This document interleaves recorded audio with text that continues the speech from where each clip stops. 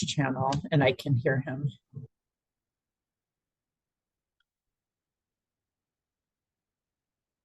Can anyone else hear Francisco? I cannot hear him. Can you repeat that, Chauncey? I cannot. Me neither. Okay.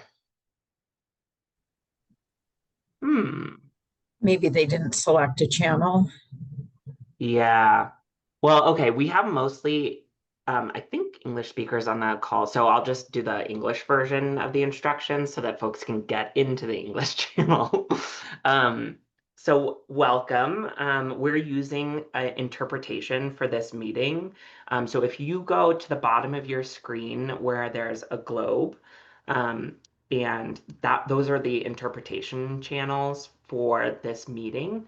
If you are speaking English for the meeting, you'll want to just select listen in English in that setting so that you can hear both the interpretation for folks who might speak Spanish, and so you can have that back and forth. And then once folks are in the English interpretation channel, I will hand it over to Francisco to share the Spanish language interpretation instructions.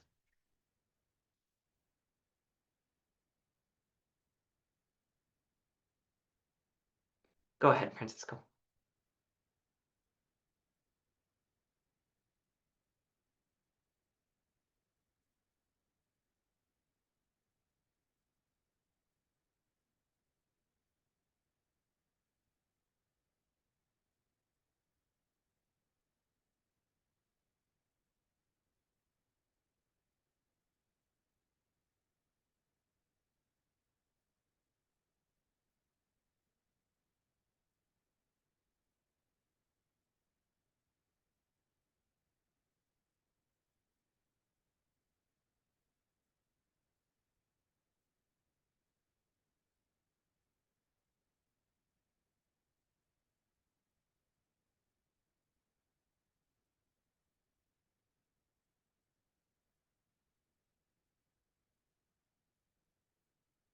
Great, wonderful. All right. Well, welcome everybody. I see some new faces here, so I'll do a little bit of an introduction. My name is Chris Callanan. I'm a community engagement specialist with the Denver Department of Transportation and Infrastructure, or DOTI. And we, the Office of Community and Business Engagement, created these community advisory groups in communities where there are many different types of activities going on for DOTI.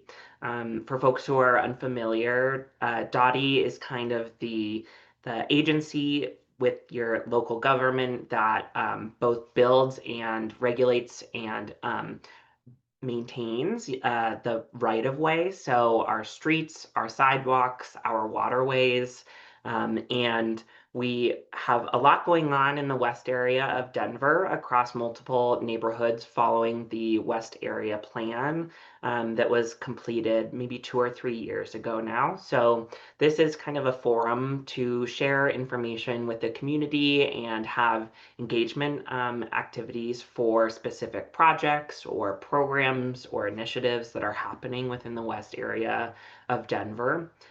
So we're very happy to have you this evening and excited to kind of talk through some of the subjects that we'll be covering in our meeting.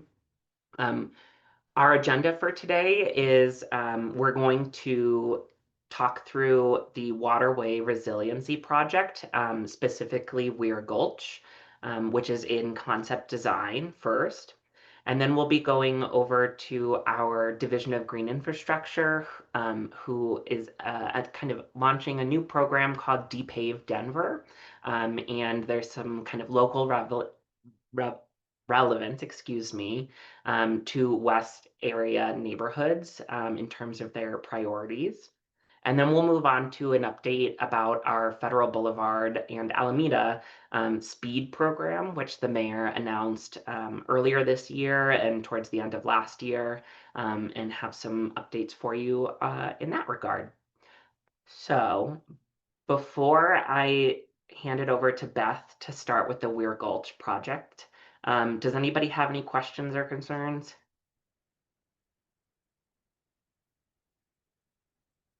Nice. Okay.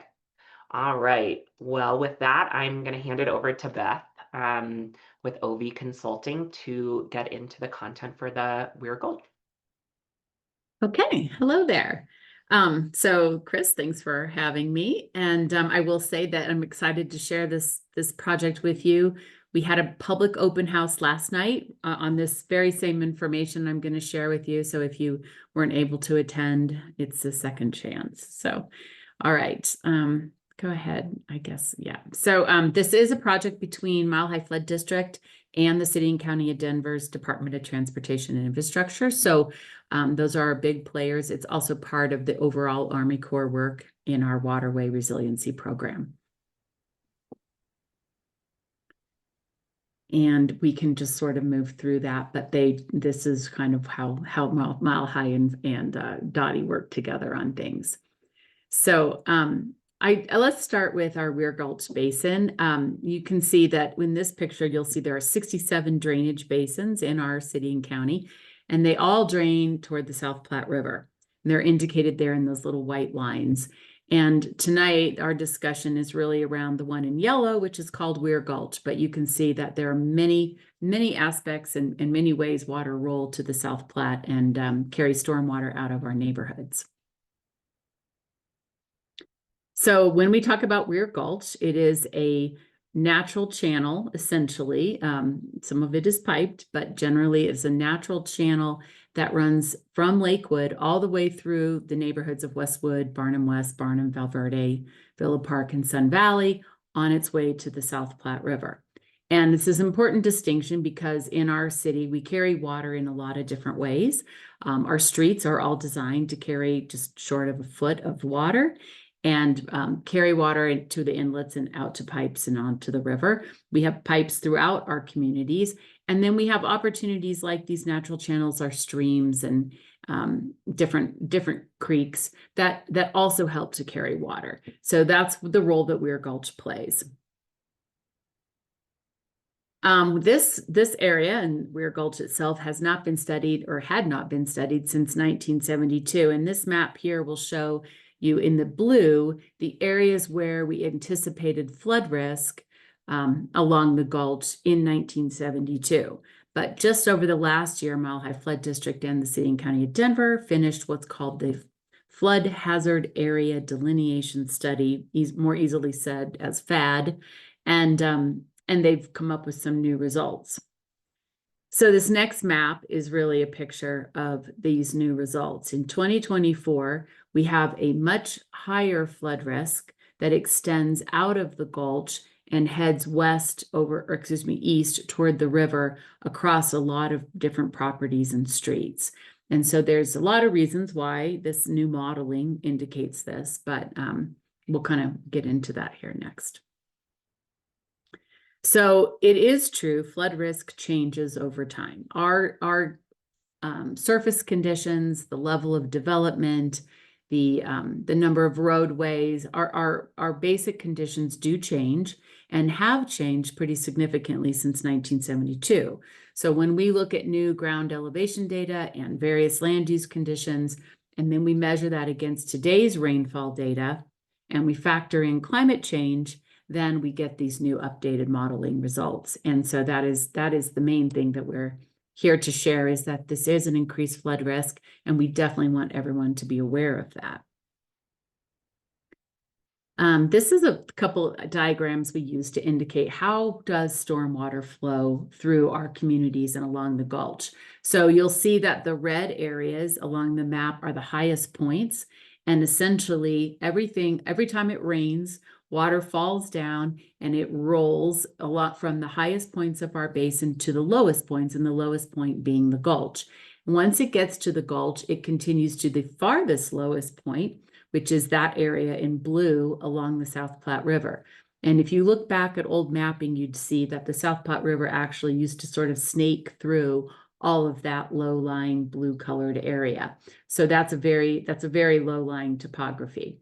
So normally, under normal conditions, the water would run through the gulch and head toward the river in that manner.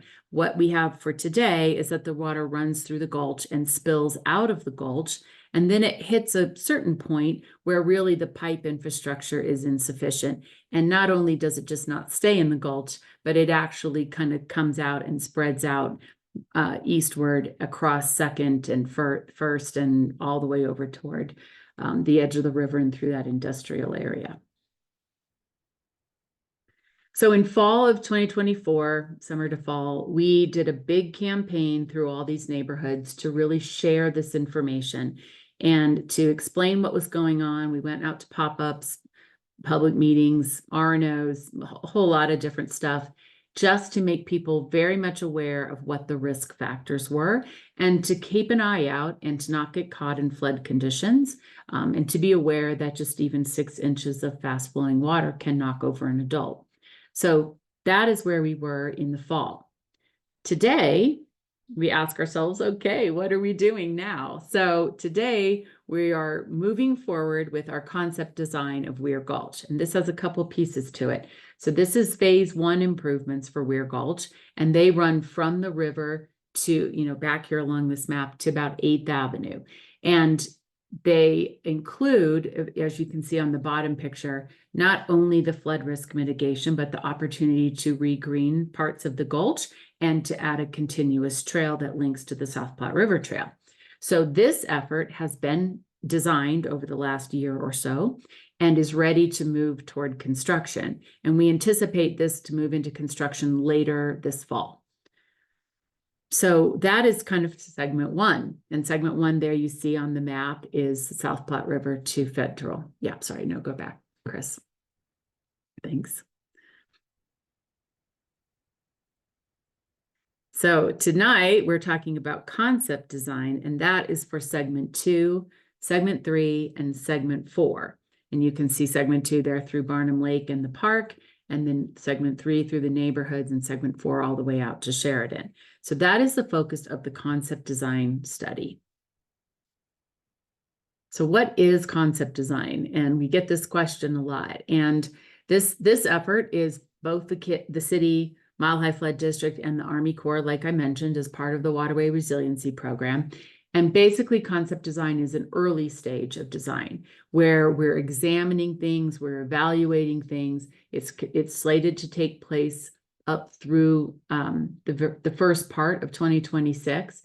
And the goal of concept design is to really understand what the options are to reduce flood risk. What are the range of things we can do? What are the trade-offs for those options? And how do we really get to some good answers? And then we ask ourselves what opportunities might come with those options that can benefit the community. So is there opportunity for increased green space or park space, for instance? And then ultimately, how much will this cost us so that we can actually start thinking of these improvements as a project? That schedule there, go ahead, Chris. That schedule is our concept design schedule. And it will illustrate that we started some of this contracting and scoping in the beginning of this year. We moved into data collection and site assessment through the spring, and we're just wrapping that phase up. And as we move into July through October, we will be in concept development. So lots of ideas, the exploration of the impact or the capability of those ideas. And then as we move into the end of the year, we'll come up to some conclusions around that design and do some cost estimating for that. As we're progressing through concept design, we also want to add our public engagement picture. Wait for it. And then we have our public engagement picture.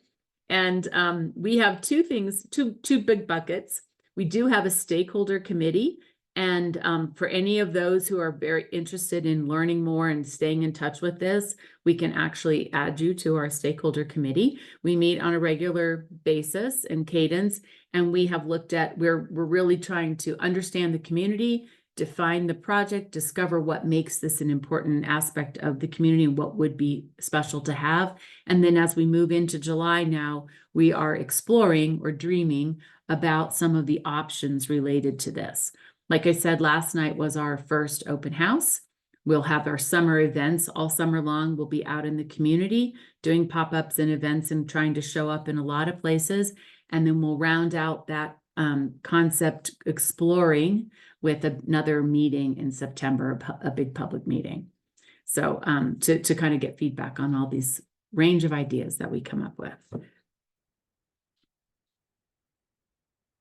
I apologize. There's like a little bit of a lag in That's the. okay. Okay, so I'm going to touch very briefly on this discovering phase. Oop, Francisco, you're on the English channel.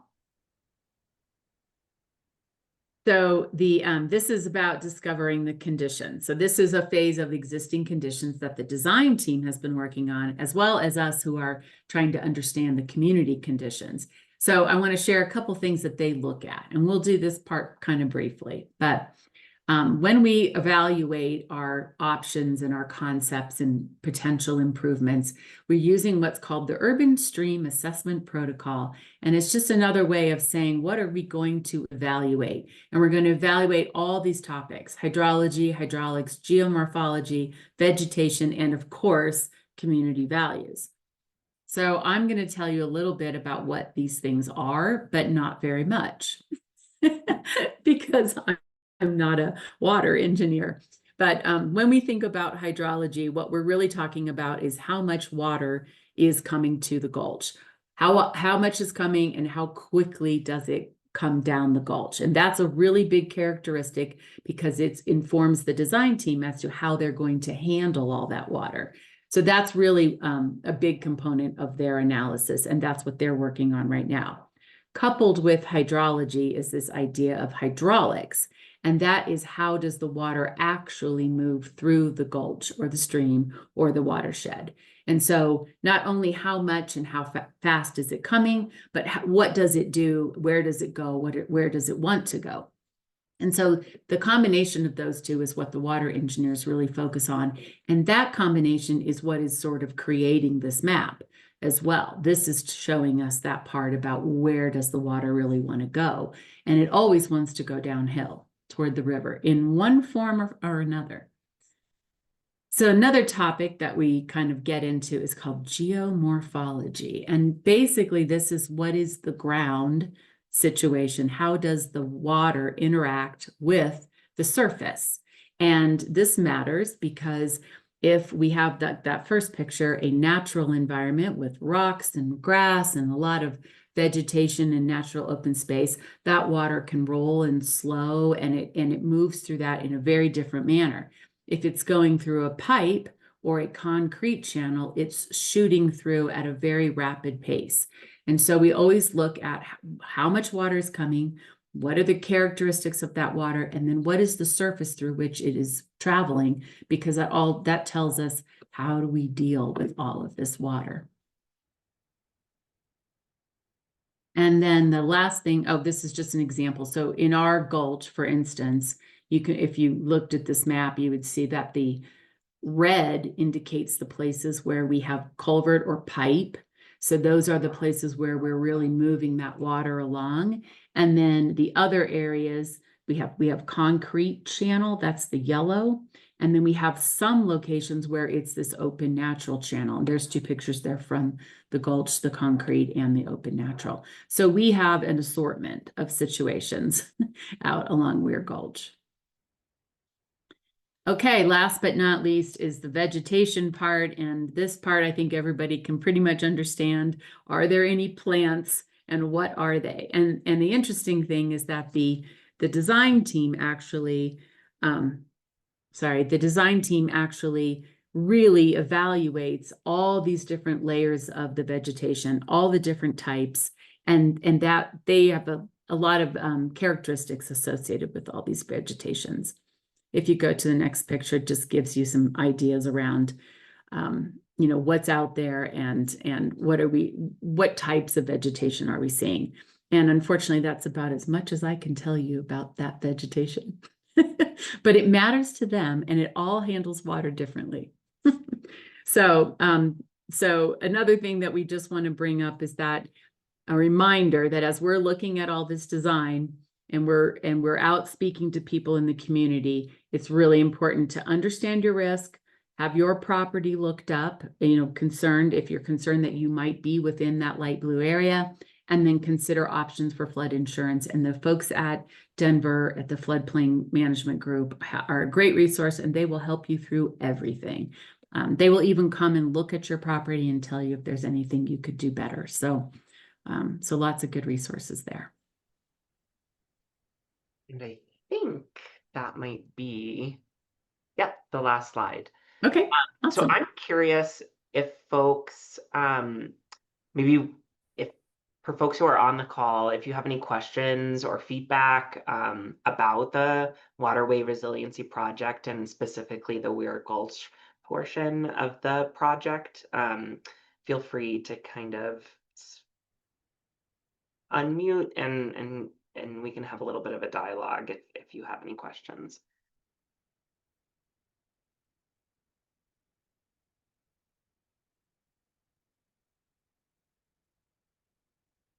Oh, and I think you're muted, Beth. Sorry about that. Can you hear me, Chris? I can, yes. Okay, sorry, I might have missed this in the beginning, but how long are you anticipating this project takes from beginning to end? Good question. So that's a great question. Like I said, in the fall, we looked at the actual flood conditions. This year, we will go through this concept design where we're trying to build the range of solutions built based on the community's values and what what they would like to see out there, in addition to reducing flood risk. And then we will decide at the end of the concept design phase, what is the right project and how much does it cost? And then hopefully be able to move into final design and construction. But that's not determined yet because we don't know what the answer really looks like and how much it's going to cost. So this is a big year. And then if there is a great answer and we do get to move into design and construction, that's a number of years in the making as well. So nothing will change drastically within the next few years for sure. Even if we go as fast as we can, yeah. Do you mind kind of giving the context around how this project kind of came to be? Because I do feel like in terms of the timeline, kind of how the funding is working and our partnerships for delivery do factor into it a little bit, just for context. Yeah, so the Waterway Resiliency Program is sort of the umbrella under which Weir Gulch is taking place. So Weir Gulch, the river itself, and Harbor Gulch are all the components of the Waterway Resiliency Program. And this phase of Weir Gulch, basically, the city decided that based on the new flood hazard findings, that this is a priority, and that even though the river isn't moving quite yet, this is a priority that we really need to start looking at. And the first phase, which I mentioned, which was the design and now construction through the segment 1, is designed to take Sun Valley out of the floodplain. So that's a very big step. It's a really important step. And then we need to consider what can we do with the remaining segments of the flood area along Weir Gulch. So it is all part of that same program, but it's on sort of a fast course of trying to find the right answers soon, as quickly as we can anyway. And as part of that, the Army Corps had done a study years ago, and you may have heard, and it came up, it was a very preliminary study that came up with a design, and it did show a number of impacts to homes. And so part of our effort in this study is to look at other options, to look at a lot of options, and to figure out a way if we can minimize those impacts so that we aren't impacting as many homes and maybe actually securing some greater benefits as well. Fabulous. Thanks, Beth. Any other questions? I have one more question. So when I first heard about this project, I know that the Barnum neighborhood was impacted by this, but I heard you now just mention Sun Valley. Are there other neighborhoods also that are going to be that are impacted besides those two? Yeah, Chris, if you want to go back to the front end of that where that map was, every neighborhood through which Weir Gulch goes is impacted. That was a good one, the flood risk one. Yeah, so you can see here, Barnum West, of course, is part of it there along First and through what was supposed to be a natural channel. Then through a portion of Barnum and up through Barnum Park and into the lake, which is part of the system that manages that water. And then a small piece of Villa Park there, and then into Sun Valley. So all those communities are part of this conversation and hopefully would love to participate in our public meetings and our stakeholder committee. Yeah, so we'll be working with everybody along here. Wonderful. I might not have mentioned, I'm sorry, did I say Valverde? I may not have. That portion, that southern portion that kind of comes out, rolls across and into Valverde. And if it's not on that map, that's just it's an oversight, but that is Valverde neighborhood as well. Sorry. Yeah. Yeah. All right. Any other questions?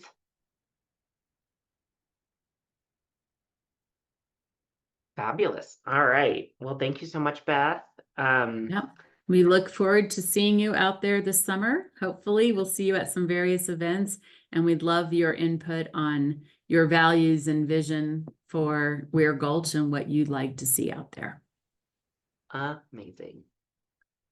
And we did have some really good turnout for the in-person public meeting yesterday. So we'll have some upcoming public meetings. So keep an eye out on your email and Nextdoor. And I know that the District 3 social media is also a way that we're hoping to get information out about upcoming public meetings. So just keep an eye out for that upcoming engagement. And I know that we're planning on coming back to this crew in October, early October, with another kind of update for folks to hear. So with that, I am going to be handing it over to Chauncey, Patrick, and Lynette from our Division of Green Infrastructure, as well as our partners who are helping with this depaving program, to speak about depaving for a greener Denver. Thanks, Chris. And I think we have some slides separately from this deck. So maybe we can pull those up. No, those should be incorporated in. Oh, they're incorporated. Hopefully Chris can click away. Yep. Awesome. Perfect. Well, thanks all. And really thanks, Beth. It couldn't have been a more perfect introduction to what we're talking about, that the topics can be more compatible. In particular, thinking about how water moves across the landscape and how fast it's going and how that impacts our waterways and flood risk. All of these topics are really integrated with what we're really centering in this effort, which is the realities of really excess impervious cover or pavement in Denver. So my name is Chauncey Bigler. I'm with Dottie's Division of Green Infrastructure, which is a team that really focuses in particular on one aspect of water moving through the landscape, which is stormwater quality. So we want to know how we can interrupt water before it lands in our waterways, slow it down, and use it to water our plants essentially, while improving the quality of that water before sending it through our piped network and into our watersheds. And so that's really the starting point that we come from with this topic. To take you back just a second to kind of where this effort came to be. About a decade ago, we released a strategic plan called the Green Infrastructure Implementation Strategy, which was basically where our team got its start. And it was basically a set of big projects that we wanted to take on all around the city, big green infrastructure projects all around the city.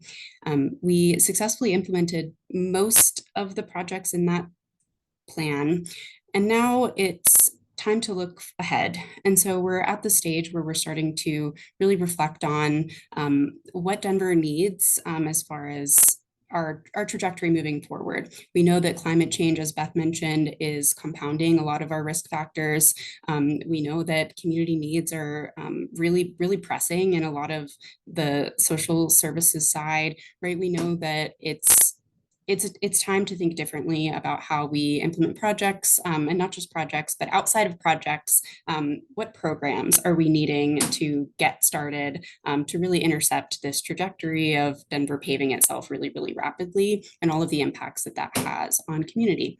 And so with that, I'll pass it over to Patrick to talk you through more of the Deep Paving a Greener Denver effort. Maybe just one last piece before I pass it off to him. He'll represent, this first phase of this, what will be a much, an even larger effort. First phase being really involved in community engagement and outreach and connecting with community. And so after this phase is done, we will talk more in the capital projects realm. But with that, I'll pass it over to Patrick. Great, thank you very much, Chauncey. Like Chauncey said, we have some slides to get through, but first I'll just introduce myself and also let our colleague Lynette introduce herself as well. My name is Patrick Teese, and although I am not a city employee, I've been brought on to help support this project, and I'm really excited to be supporting Chauncey and the rest of the Division of Green Infrastructure team with this. I am supporting the facilitation and stakeholder engagement work on this project as part of CDR Associates, and I'm really thrilled to be talking to you all today. And with us also is Lynette. Lynette, would you like to introduce yourself? Sí, claro que sí. Gracias, Patrick. I'm going to say this in English because my heart language is Spanish. Muchas gracias, Patrick. Me llamo Lynette García y estoy aquí con la Community Language Co-op, que también somos facilitadores y consultantes. Y para nosotros es muy importante que las comunidades escuchen esta información en el idioma de su corazón. Entonces, para estamos aquí, asegurarnos de que todos puedan conectarse y compartir y aprender de lo que realmente está pasando en sus comunidades. Y gracias. Muchas gracias, Patrick. Thank you. Great, then let's go ahead and kind of move into the slides. What we're going to talk about today are the things listed here. We just introduced ourselves, and we want to give you a little bit more information about the project as a whole and provide that overview.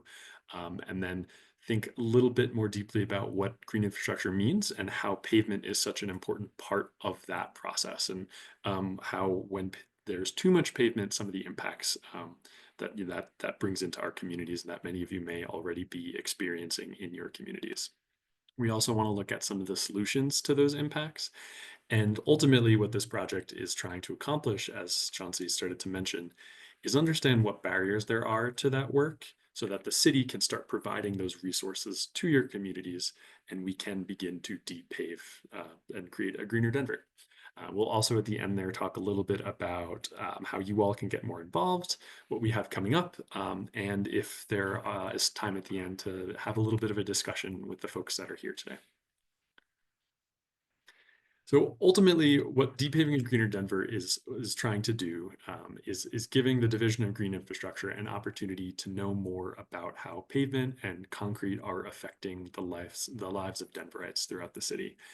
We say pavement and concrete, but we're really talking about all of the surfaces that don't let water be absorbed into the ground. So that is pavement and concrete, but it also includes roofs and a lot of other things, patios, pools, all of the different kind of hard surfaces around the city. And what we're trying to do here is identify some community-centered strategies for reducing what is becoming a lot of pavement throughout the city and a lot of those hard impervious surfaces. And in doing so, communicate the importance of healthy watersheds and green infrastructure as a whole. And as you can see there at the bottom of the slide, we recognize there are some impacts that are affecting communities. And we know that there are solutions that can help address those impacts. But throughout this process, we want to understand what works for individual communities and neighborhoods, because what works downtown may not work on the edges of the city, and vice versa. And so as part of those discussions and these opportunities like this to hear from folks and engage in dialogue, is really thinking about and identifying the barriers that are affecting our communities so that we can, as a city, provide the resources that you all need to help depave Denver. We're looking specifically at kind of three main ways to help depave. We want to preserve the existing green space that's there. So the parks and the permeable surfaces, the soil, the plants, things that do exist and that currently make Denver green, we want to preserve those and keep those around.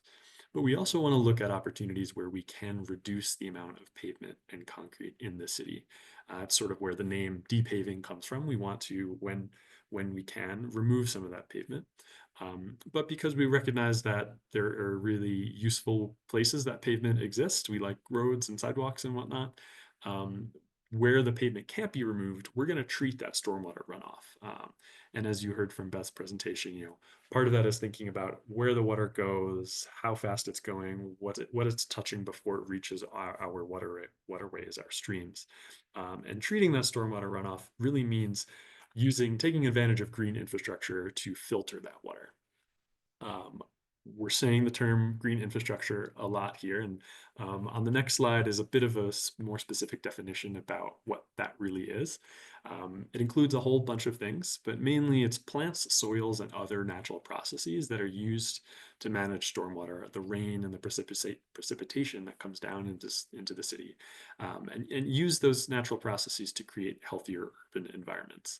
It includes a lot of different types of projects and things you might see in your neighborhood. And that goes across a wide range of sizes. So there may be some really big projects that you've seen around the city. Some examples of those are the 39th Avenue Greenway in the Cole neighborhood, or some of the projects along Brighton Boulevard in Five Points. And this picture on the left there gives you an example of how big these green infrastructure projects can be. And that may be appropriate in a certain neighborhood where there is the space for it, for example, and where it makes sense given the way that the water moves. But on the other end of the spectrum, there can be really small interventions as well, small green infrastructure projects, as small as a single tree that helps filter that stormwater, and everything in between. And so this project is looking more at those smaller scale opportunities, and to expand on, as Chauncey mentioned, some of the already really big successful projects that the city has been able to accomplish already. You might be asking kind of why this is important and why we're doing this now. There's a lot of pavement in Denver, and it's growing pretty rapidly. On the next slide, you can see that like I mentioned, what we're talking about is all sorts of surfaces, pavement, concrete, and lots of other hard materials, roads, sidewalks, patios, roofs, parking areas, different things like that prevent water from being absorbed into the ground. And we'll talk about kind of what impacts that can have on the communities.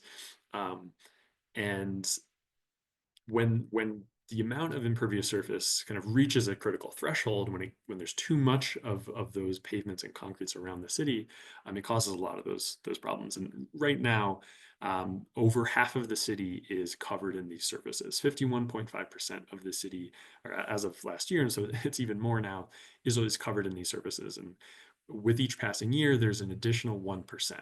Which means that by 2040, we might be reaching around 64 to 67% of the city covered in pavement and concrete. That presents a series of concerns and problems for the city. And it's important to note, though, that there are different areas around the city that have more pavement and more concrete. On the next slide, you can see just how West Denver is affected by pavement in particular.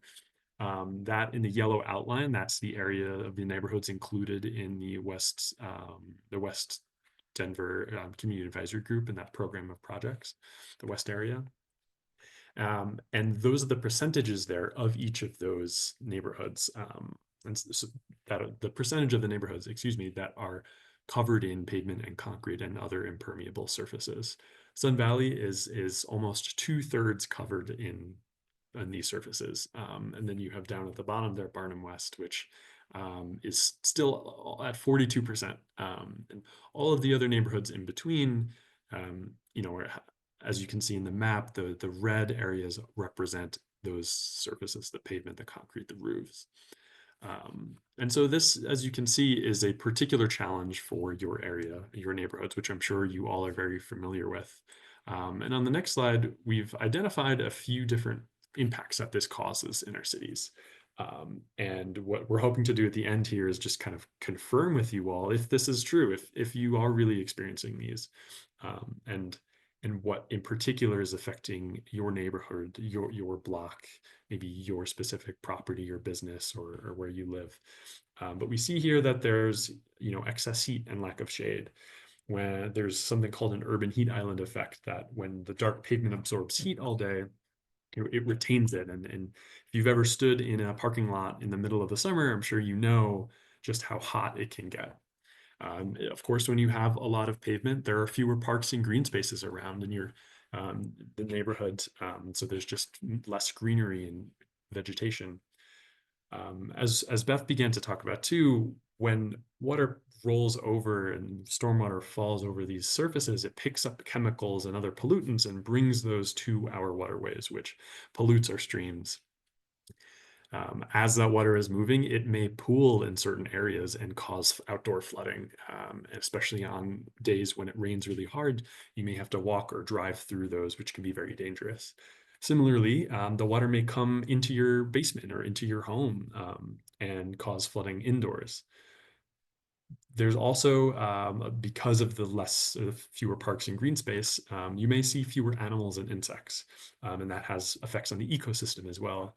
And because there's less moisture around and harder surfaces that don't allow for the absorption of water, you may see dead and dry plants too. And overall, this contributes to a lot of health and air quality issues in our communities. But we know that there are also a lot of potential solutions. And those solutions range from individual things that you can do at your home or business to things that you can do in your community and may be appropriate for you all as individuals and community members in Denver, but also some solutions for developers who build and contribute to the pavement problem in the city, as well as community-based organizations who organize programs. Not to mention the work that the city continues to do through the Division of Green Infrastructure and other teams. So these include things like rain barrels to collect rain, or rain gardens to channel rainwater into certain areas of the property. You may also be able to remove pavement and really contribute to the overall reduction of pavement in the city. You may also be able to put a green roof on your home or your building and be able to filter and treat the stormwater that comes that way. There's also opportunities to plant stormwater trees, and those are plants that, much like rain gardens, collect the stormwater into we can divert the water into a specific place to help treat it. And that can be done on your property or maybe in your neighborhood, different places around. There may also be opportunities to contribute to plant care in your community. That could be a community garden or other opportunities to help make sure that the plants around you are thriving. In general, this includes a lot of water-wise landscaping and using native plants and plants that don't require a lot of irrigation. And ultimately, you might also be able to use impermeable pavers, which is a type of material that lets water flow through between the cracks of the stones, essentially. And so these are just a lot of solutions that we know have worked in other places and are working currently in certain neighborhoods in Denver through the great work of a lot of our community-based organizations. And what this project is trying to do is to figure out how do we kind of connect those impacts with those solutions and make sure that neighborhoods in West Denver and across the city have the resources they need to get those solutions into their communities. And so what we're doing right now on the next slide, you'll see some of the ways that we are speaking with community groups and at forums just like this. We are calling these listening sessions because once I'm done talking, which I promise will be very soon, we are looking to engage in dialogue and hear from you all about how you are experiencing these things in your community. In addition, we're attending different community events to talk about this project and what we're doing, and to hear from folks. Those include field days and tabling opportunities. We're also conducting a survey, which I have a couple slides from now, to engage folks around the city and make sure that we're casting a really broad net, even in the places where we can't be personally. We want to make sure that we're hearing from as many people as we can in as many neighborhoods as we can across the city. And in the coming months, we'll also be organizing some site visits to make sure that we can bring the community together to see really great examples of the work being done in our communities. And this is all happening this year from June through October of 2025, so that we can identify some programs and strategies that get you all the resources you need to depave your neighborhood in the way that you want to. And so, as Chauncey mentioned, that will then lead into the establishment of these programs and making sure that grants and technical assistance and different sorts of materials and resources are available to you all in the coming years. On the next slide, we can see that we are thinking in particular about certain communities in the city. Looks like there's a little typo there on the slide. Thanks for adjusting that, Chris. We're prioritizing our outreach in communities that are most impacted by the effects of excess pavement. And as you can see on the map, it's those darker brown areas that represent places that have the most amount of pavement and concrete, the highest heat vulnerability, some of the poorest water quality in their local streams and waterways. And that also represent communities that are a focus of the NEST index.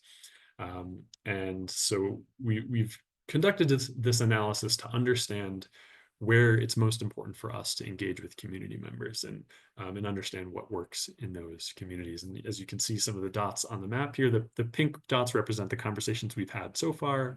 The blue ones represent places that we're intending to go speak and listen to folks in, as well as many other events that we're planning for the summer. On the next slide, we have a couple of survey links for you all, which we're happy to talk a little bit more about, but we wanted to make sure that you all had those resources available to you. I can also go ahead and put those in the chat as well, so that you all, if you're interested, can go ahead and take those now. I see that Lynette just put the link to the website as well. There's more information there, including the survey link. The Spanish survey may not yet be up, but we're putting up the Spanish survey alongside an English survey, as well as one in Arabic and one in Vietnamese, so that we can ensure that we're collecting input from folks regardless of their heart language. And so that was a whole lot of talking. We want to make sure that, you know, we're hearing from you all too. I appreciate you letting me explain a little bit about what we're focusing on for this project. And we have here, as you can see, some questions that we'd like to talk to you about. But first, I would love to know if there's any clarifying questions or questions you all have for us about what we've talked about so far.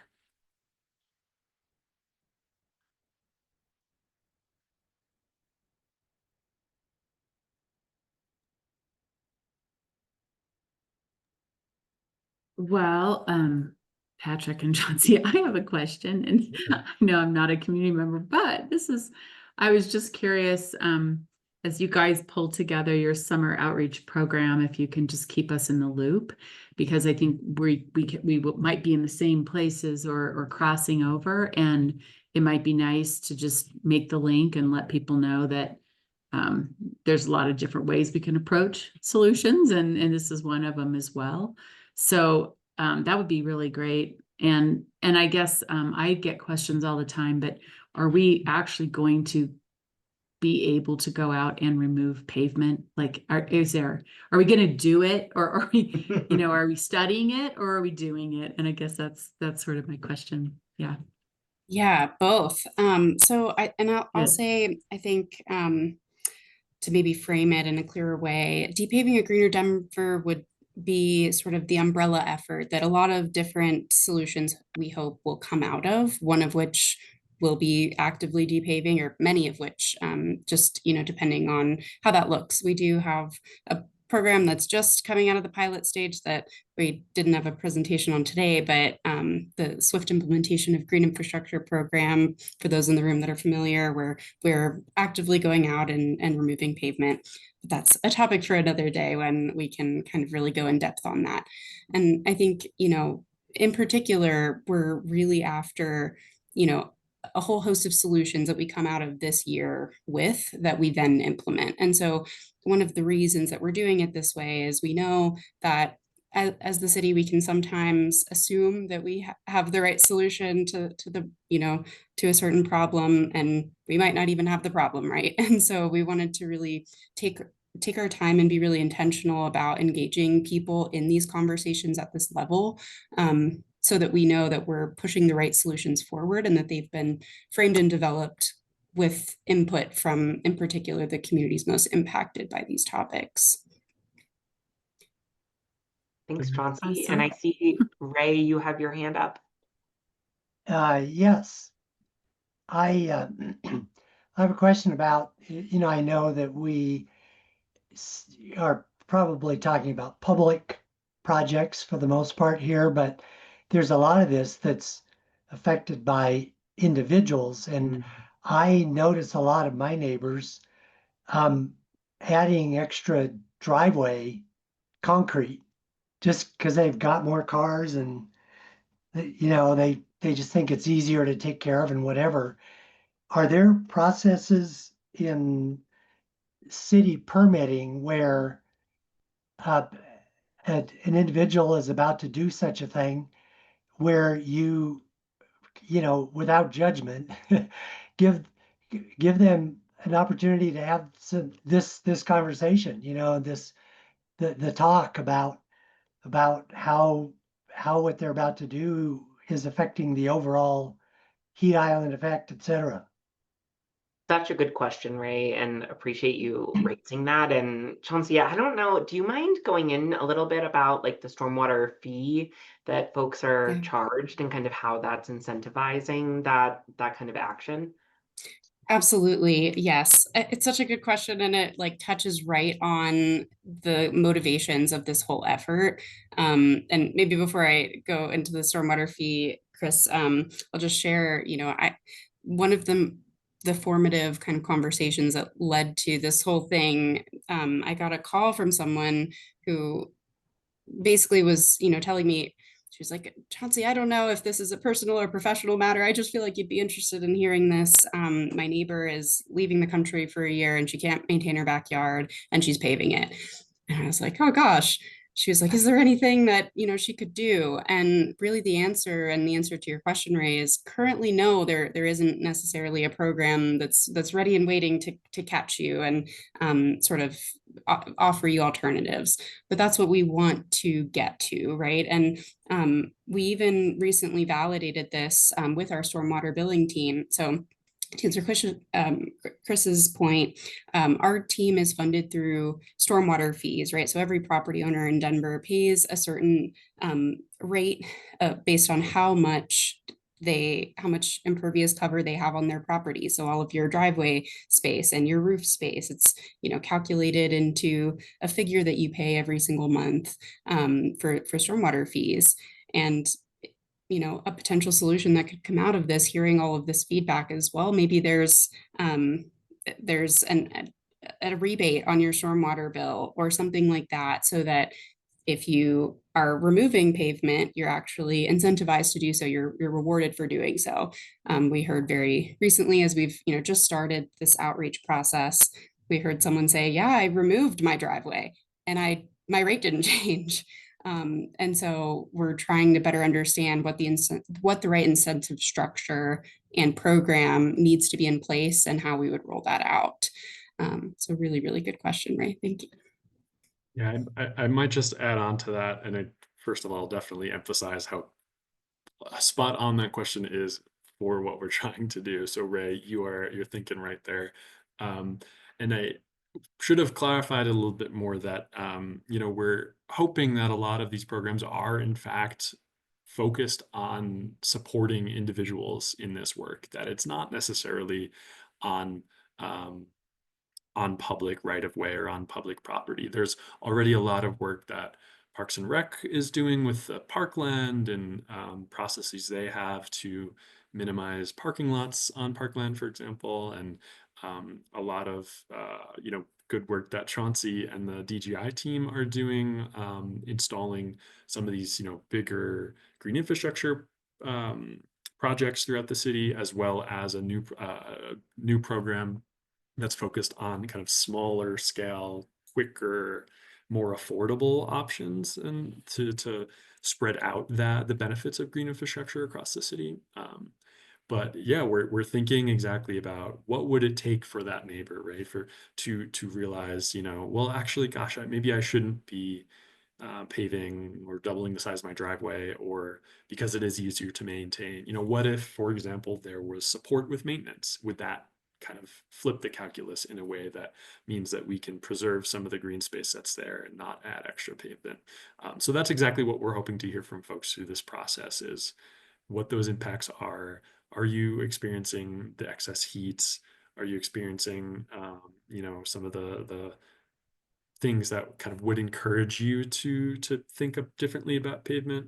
And if so, what resources can we provide to get you to those solutions?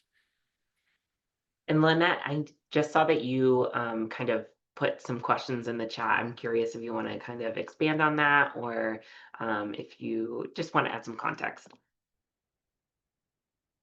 Yeah, I think these are just questions that we are asking our communities as we are approaching them. I think that also making sure that we are culturally relevant. I know that in my community, I am here around the Westwood areas, that sometimes when we think about removing pavement, we think about like, oh no, but our it's gonna look weird. It's gonna there's dirt. And so I think that just thinking outside the box and having these conversations, these cultural conversations with our community is super important. Other ways that we can make sure that we replace pavement. And so yeah, it's cultural as well. So these are just questions that we are asking, that we want them to think about in their neighborhood, right? Those impacts.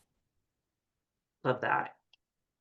Yes, all of our public spaces, honestly, all of our entire built environment is cultural, right? I mean, it is so designed and attuned to who has political influence, and we want to make sure that we're reaching folks who are not necessarily, I'm a political science background, but politically franchised, right? We want to make sure that we're hearing from folks who might not necessarily be as incorporated or integrated into our traditional kind of outreach. So any help getting the word out, I think, is really helpful. And those really keyed in questions to the cultural components of our built environment is so important. Thanks, Lynette. Awesome. Any other questions for the DPAVE team?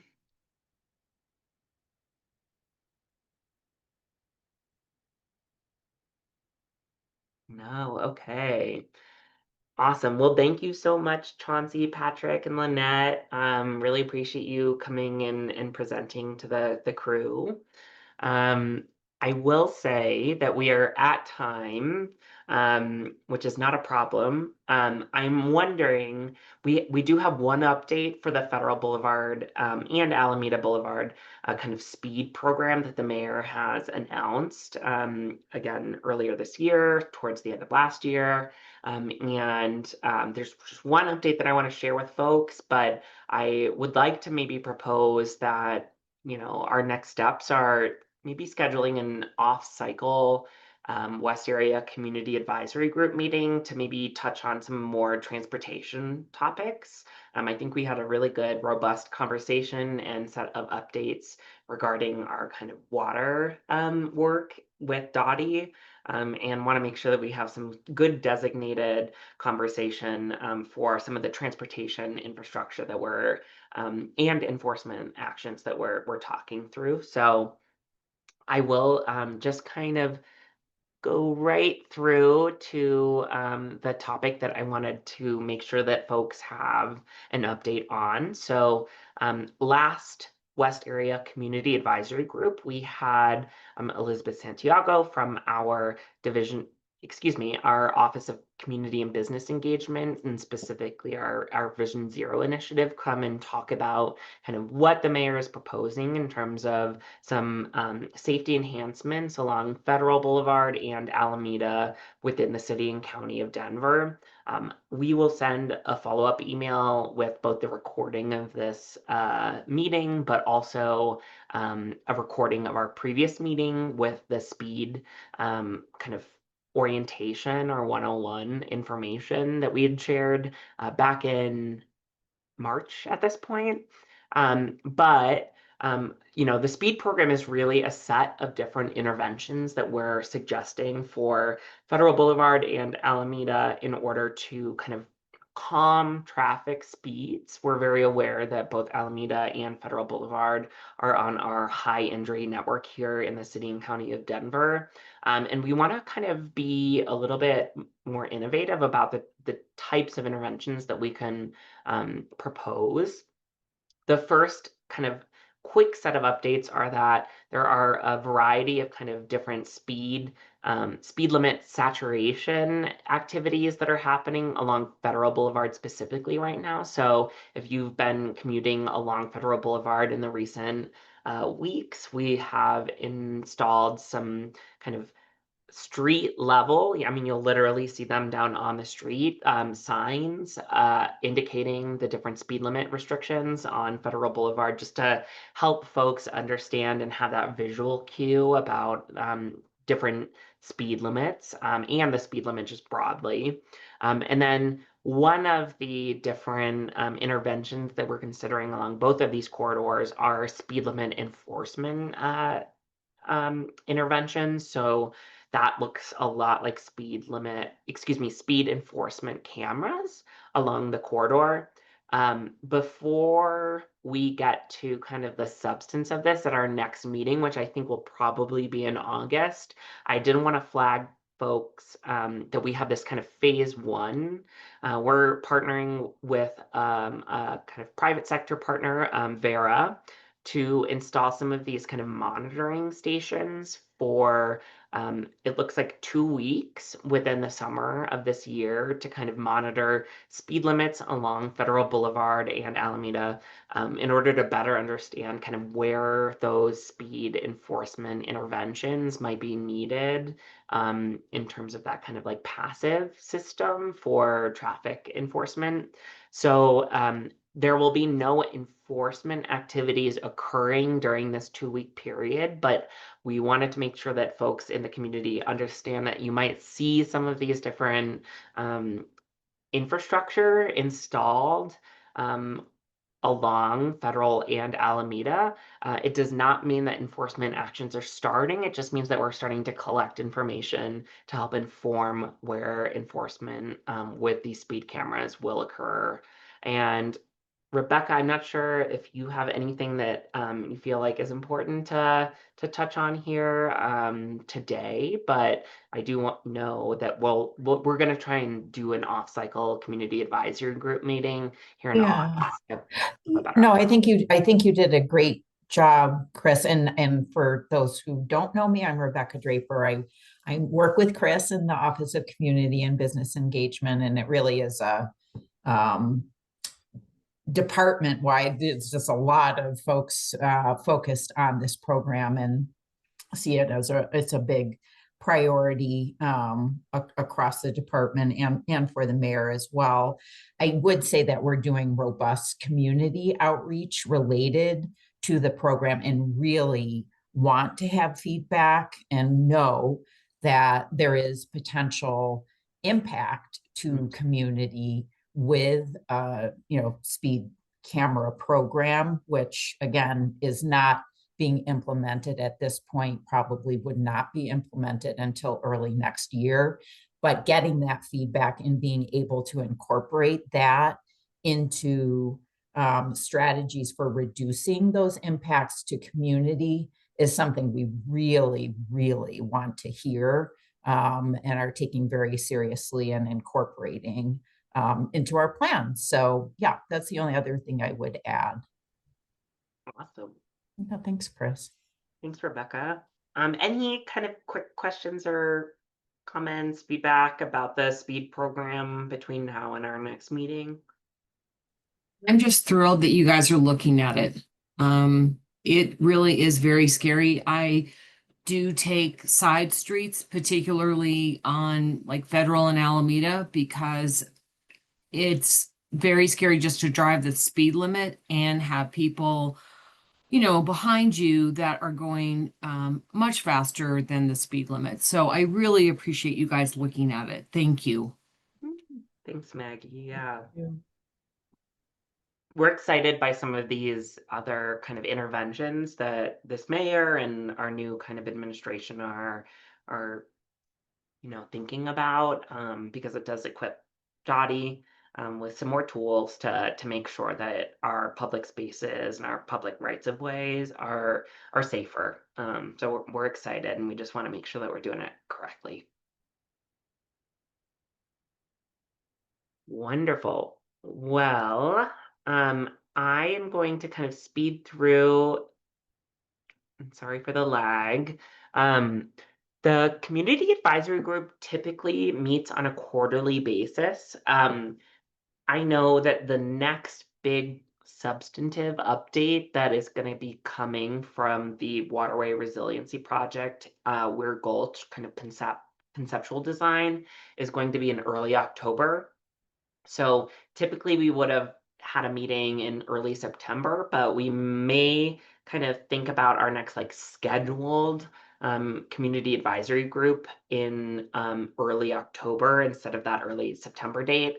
That being said, I think because we've run a little bit over today, we might have an off-cycle CAG meeting in maybe early August or maybe in September to talk about some of these speed interventions and some of the other kind of transportation projects that are happening this summer within the West area. So just want to make sure to let you know when our next scheduled meeting is, but we may and probably will have a meeting before that to talk through both the speed program a little bit more robustly and some of the other kind of transportation related projects that are going to be implemented here this summer.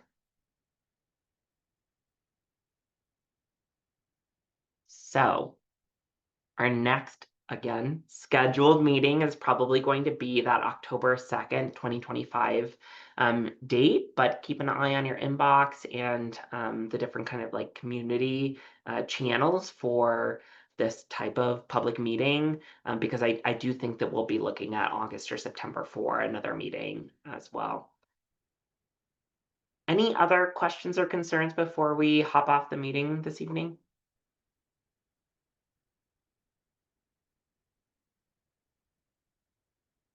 No. All right. Well, Maggie, Esther, Carlos, I know Carlos, you and I have met before and you've attended these meetings before, but Maggie and Esther, just looking forward to connecting with you. Hopefully we can have a chance to grab coffee or chat before our next meeting, because would love to kind of get you up to speed with all of our different outreach activities in the area. Great.